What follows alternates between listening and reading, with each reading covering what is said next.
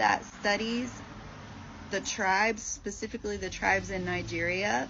This comment actually speaks so much truth that I made it to where I had to answer it in a video. So you're saying no one heard of Jesus until the colonizers came, and that's absolutely true.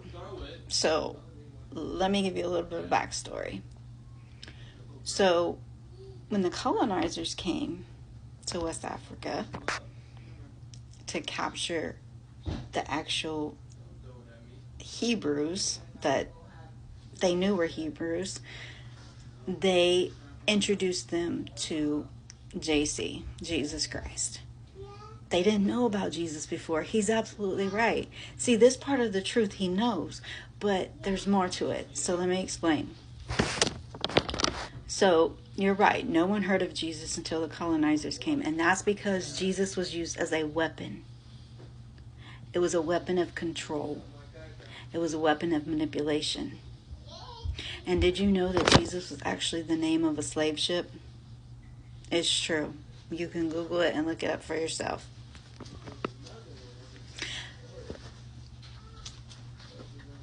Maybe the thing you may not realize is that although, like you said, it's true that your people never heard of Jesus till the colonizers came, what they did with that false Messiah Jesus was replace the true melanated Hebrew Messiah, YAHUSHA.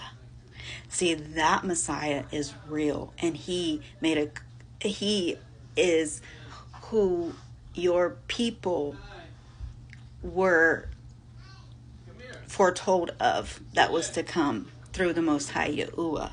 Okay? Jesus was a replacement of the true Messiah, then and still is now.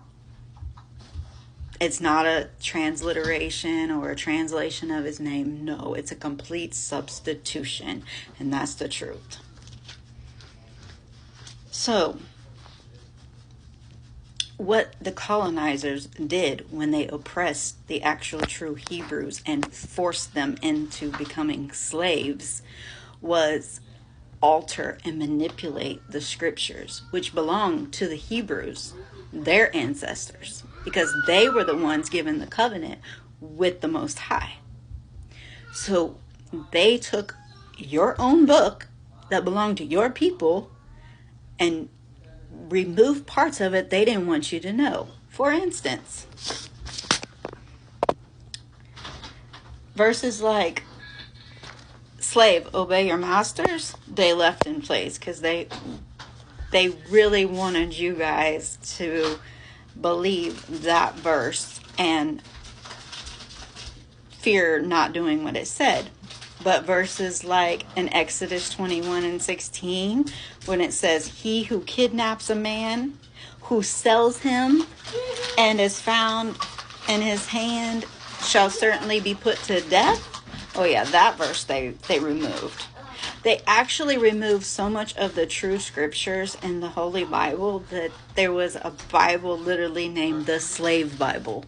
And it removed all of the entire book of Exodus for the reason that they didn't want your people to really know where they came from. See, there's so much to this history that I can get into in other videos, but the reason why so many that are Hebrews to this day don't know they're Hebrews is part of what the Bible foretold in the curses of Deuteronomy 28 and Leviticus 26.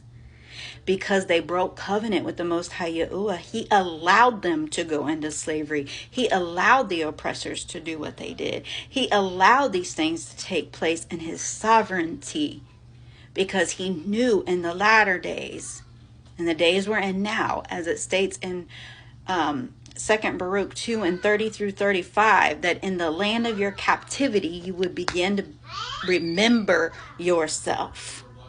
So all of these things took place for a reason and a purpose. But the fact that you know that your people didn't know of Jesus and didn't necessarily believe in the words of the Bible until the colonizers came means that there is some truth that you know. But I would encourage you to keep going, to dig further, because it's so much more than just this. But just know this: the Bible is a book that belongs to the Hebrew people. It's a book of black history. It's not a Christian book. It's not a European book. It's a book of a nation of people, the nation of Yasharal.